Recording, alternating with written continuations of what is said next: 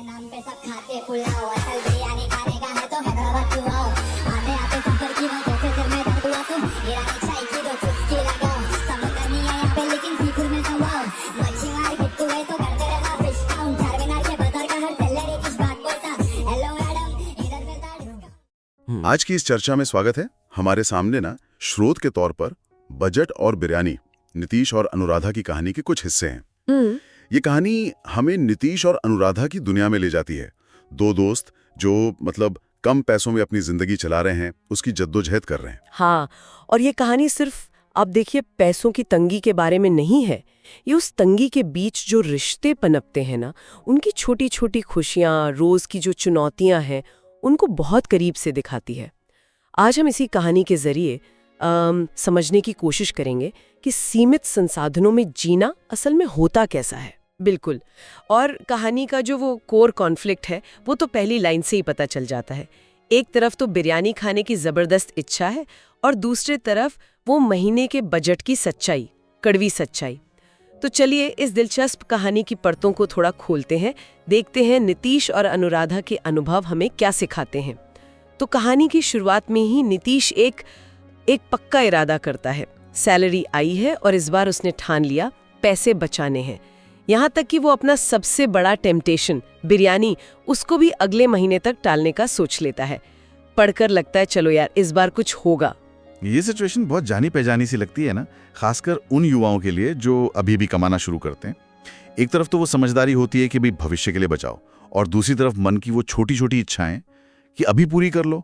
ये बैलेंस बनाना हमेशा आसान नहीं होता, बहुत मुश्किल होता है कई बार। और नीतीश के संकल्प को सीधी चुनौती देती है अनुराधा।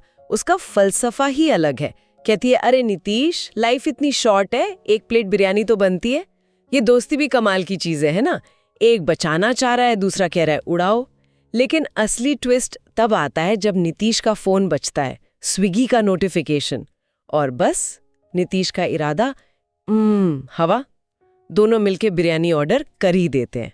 हाँ, यहाँ मामला सिर्फ दोस्तों के दबाव का नहीं है, ये थोड़ा ज्यादा पेचीदा है। ये दिखाता है कि कैसे हमारी इच्छा शक्ति, वो विल पावर, बाहरी चीजों से कितनी आसानी से प्रभावित हो जाती है। अनुराधा का तर्क, जो शायद थोड़ा लापरवाह सा लगे, कहीं ना कहीं उस पल में जीने वाली सोच को भी दिखाता है जो आजकल काफी आम है। और फिर टेक्नोलॉजी का दखल, वो फूड ऐप का नोटिफिकेशन ठीक उसी कमजोर पल में आता है जब इंसान सोच ही रहा होता है। ये एक परफेक्ट स्टॉर्म जैसा है नहीं?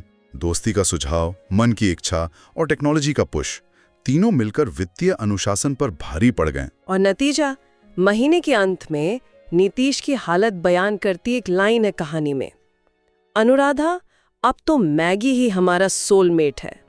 सुनकर हंसी भी आती है और थोड़ी हमदर्दी भी होती है यार। बिल्कुल, ये हंसी के पीछे एक पूरा चक्कर छिपा है। पहले थोड़ी सी फिजूल खर्ची और फिर महीने के आखिर में एकदम से तंगी और कटौती। ये दिखाता है कि एक टिकाऊ बजट मैनेजमेंट की कमी है। इस तरह का उतार चढ़ाव न सिर्फ आर्थिक रूप से अस्थिर करता है, बल्कि वो एक मानसिक तनाव भी बढ़ाता है। वो मैगी ही सोलमेट है वाली बात मजाकिया लग सकती है, पर लगातार ऐसी हालत में रहना थका देता है। कहानी हमें उनके बजट की असलियत भी करीब से दिखाती है। स्रोत बताता है कि नीतीश की जो सैलरी थी, उसका करीब 70% हिस्सा तो सिर्फ किराया और बिजली बिल जैसी बेसिक चीजों में ही निकल जाता था। सोचिए, हाथ में बचता कितना होगा फिर। हाँ, और ये एक बहुत अहम बात है जब आपकी इनकम का इतना बड़ा हिस्सा फिक्स्ड खर्चों में चला जाए, यानी वो खर्चे जो हर महीने लगभग तय हैं, जैसे किराया, बिल, कोई EMI वगैरह। तो वेरिएबल खर्चों के लिए बहुत कम गुंजाइश बचती है। वेरिएबल खर्चे वो होते हैं जिन पर हमारा थोड़ा कंट्रोल होता है, जैसे खाना पीना, घूमना, कपड़े लेना। जब ये गुंजाइश ही बहुत कम हो तो ऐसा महसूस हो सकता है कि आप अपनी जिंदगी के छोटे छोटे फैसलों पर भी कंट्रोल खो रहे हैं। ये सिर्फ पैसे की कमी नहीं है, ये एक तरह की बेबसी का एहसास भी दिला सकती है। और बजट बनाने की उनकी कोशिशें भी बड़ी मजेदार है। नीतीश पूरी मेहनत से एक एक्सेल शीट बनाता है, शायद खर्चों पर लगाम लगाने के लिए। पर अनुराधा का कमेंट देखिए उस पर, भाई तेरी एक्सेल शीट भी तेरी सैलरी जैसी है, खत्म होने में 2 दिन लगते हैं। प्रैक्टिकल है, जो जानती है कि असलियत में होता क्या है। लेकिन यह मुद्दा शायद तरीके का उतना नहीं जितना कि आय की कमी का है। जब कमाई ही इतनी कम हो कि 70% फिक्स्ड खर्चों में जा रहा है, तो एक्सेल शीट भी कोई जादू थोड़ी कर सकती है। वो ज्यादा से ज्यादा बस ये दिखा देगी कि पैसा कितनी तेजी से खत्म हो रहा है और शायद टेंशन और बढ़ा दे। सही बात है। बजट की तंगी का असर सिर्फ खाने पीने पर ही नहीं, दूसरी ख्वाहिशों पर भी पड़ता है। कहानी में जिक्र है कि वो जिम मेंबरशिप लेने का प्लान बनाते हैं। अच्छी सोच है, सेहत का ख्याल रखना जरूरी है। हाँ, लेकिन महीने के आखिर तक आते आते वो प्लान बदल जाता है। हकीकत ये होती है कि जिम जाने की बजाय दोनों सीढ़ियां चढ़कर ही अपना कार्डियो पूरा कर लेते हैं। ये छोटा सा उदाहरण दिखाता है कि कैसे ये वित्तीय बाधाएं, ये पैसे की कमी हमारी लाइफस्टाइल के विकल्पों को कितना सीमित कर देती हैं। स्वास्थ्य, शौक, खुद को बेहतर बनाने की इच्छाएं, ये सब पैसे की कमी के आगे पीछे रह जाती हैं। ये सिर्फ बिरयानी ना खा पाने से ज्यादा गहरी बात है। और जब बजट इतना टाइट हो तो फिर जिंदगी चलाने के लिए और शायद थोड़ी खुशी पाने के लिए भी लोग कमाल के रास्ते निकाल ही लेते हैं। इसी को हम जुगाड़ कहते हैं। कहानी में इसके कुछ बहुत ही प्यारे और मजेदार उदाहरण हैं। बिल्कुल, जुगाड़ भारतीय संदर्भ में सिर्फ एक शब्द नहीं है, ये एक तरह की जीवन शैली है, खासकर सीमित संसाधनों में। ये मुश्किल हालात से जूझने का एक रचनात्मक, एक क्रिएटिव तरीका है। जैसे एक घटना का जिक्र है जहाँ दोनों दोस्त मिलकर सिर्फ एक चिकन बिरयानी ऑर्डर करते हैं और कहते क्या है, ये फैमिली पैक है और हम ही फैमिली हैं। ये कमाल का है। मतलब ये सिर्फ पैसे बचाने का स्मार्ट तरीका नहीं है, ये उनके रिश्ते की गहराई को भी दिखाता है। हम ही फैमिली हैं, इस एक लाइन में कितना अपनापन, कितनी समझदारी छुपी है। वो अपनी कमी का मजाक उड़ा रहे हैं, लेकिन साथ ही एक दूसरे के लिए अपना सपोर्ट भी जता रहे हैं। ये साझा अनुभव, ये छोटी सी शरारत उनके बॉन्ड को और मजबूत करती है। ये मुश्किल में खुशी ढूंढने की कला है सही में। हाँ, और एक और उदाहरण है हॉस्टल मास्टर शेफ थाली का। हॉस्टल की जो कॉमन किचन होती है ना, वहाँ अनुराधा चावल ले आती है, नितीश आलू छील देता है और दोनों मिलकर कुछ न कुछ खाने लायक जुगाड़ कर ही लेते हैं। ये जरूरत से पैदा हुई साधन संपन्नता है, रिसोर्सफुलनेस। जब आपके पास बाहर खाने के पैसे न हो या महंगा सामान खरीदने की गुंजाइश न हो, तो आप जो भी चीजें उपलब्ध हैं उनसे ही कुछ बेहतर बनाने की कोशिश करते हैं। ये क्रिएटिविटी को बढ़ावा देता है। और यहाँ भी ये सिर्फ खाना बनाना नहीं है, ये साथ मिलकर एक काम करना है, एक टीम की तरह। शायद ये उनके रिश्ते का एक और पहलू दिखाता है, बराबरी का, साथ मिलकर जिम्मेदारियां उठाने का। उनकी जुगाड़ की लिस्ट यहीं खत्म नहीं होती। कहानी में एक और रणनीति का जिक्र है, वीकेंड पर मुफ्त खाने के लिए अपने एक शादीशुदा दोस्त के घर पहुंच जाना। और पहुंचकर कहते क्या है, हम तुम्हारे लिए इमोशनल सपोर्ट लेके आए हैं और थोड़ा डिनर भी। हाँ, ये थोड़ा शरारती जरूर है, लेकिन ये उस सामाजिक ताने बाने की तरफ भी इशारा करता है, जहां लोग मुश्किल समय में अपने दोस्तों और जान पहचान वालों पर निर्भर करते हैं। इसमें हास्य का पुट जरूर है, लेकिन ये दिखाता है कि कैसे वित्तीय कठिनाई लोगों को ऐसे समाधान खोजने पर मजबूर करती है जो शायद सामान्य परिस्थितियों में वो न करें।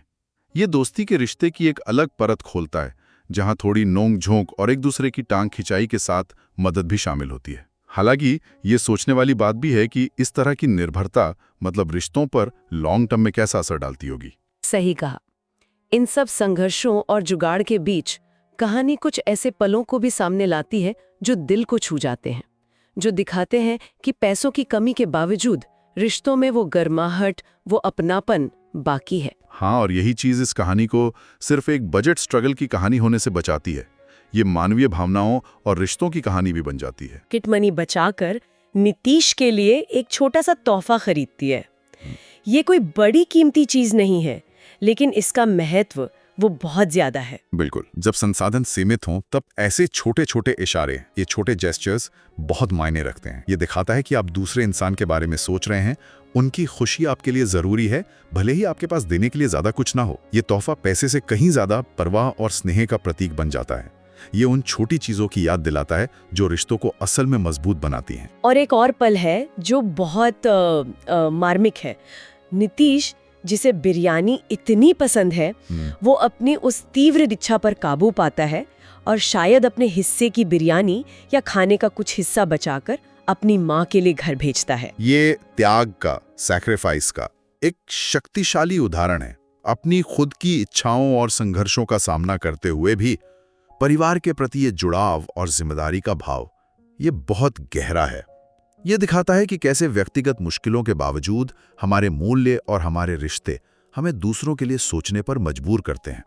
ये नीतीश के किरदार की एक अलग परत खोलता है। वो सिर्फ बिरयानी के लिए लालायित एक युवा नहीं है, बल्कि एक जिम्मेदार बेटा भी है। और कहानी का जो समापन संदेश है वो इन सब भावनाओं को बड़ी खूबसूरती से समेट लेता है। बजट टाइट था, बिरयानी महंगी थी, पर दोस्ती और छोटी छोटी खुशियों ने इन दोनों का दिल हमेशा फुल रखा। ये लाइन पूरी कहानी का सार है ना।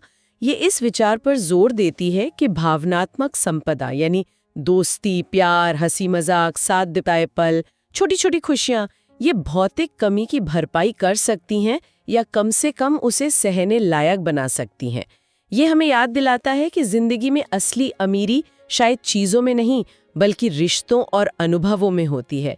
नीतीश और अनुराधा की कहानी इसी अमीरी की कहानी है, भले ही उनका बैंक बैलेंस शायद कुछ और कहता हो। तो ये थी नीतीश और अनुराधा की कहानी से निकली कुछ खास बातें और उनके अलग अलग पहलू। हमने देखा कि कैसे वो अपनी इच्छाओं जैसे बिरयानी खाने की चाहत और अपनी हकीकत यानी तंग बजट के बीच लगातार एक संतुलन बनाने की कोशिश करते रहते हैं। हाँ, और हमने ये भी देखा कि कैसे वो इस संघर्ष में भी हास्य, रचनात्मकता और जुगाड़ के जरिए न सिर्फ गुजारा करते हैं बल्कि खुशी के पल भी ढूंढ लेते हैं। उनकी दोस्ती इस पूरी कहानी का सबसे मजबूत धागा है जो उन्हें संभाले रखती है एक तरह से। जैसा कि स्रोत खुद कहता है, बजट और बिरयानी दोनों को संभालना एक कला है और शायद दोस्ती उस कला का सबसे बेहतरीन मसाला है जो हर हाल में स्वाद ले ही आती है।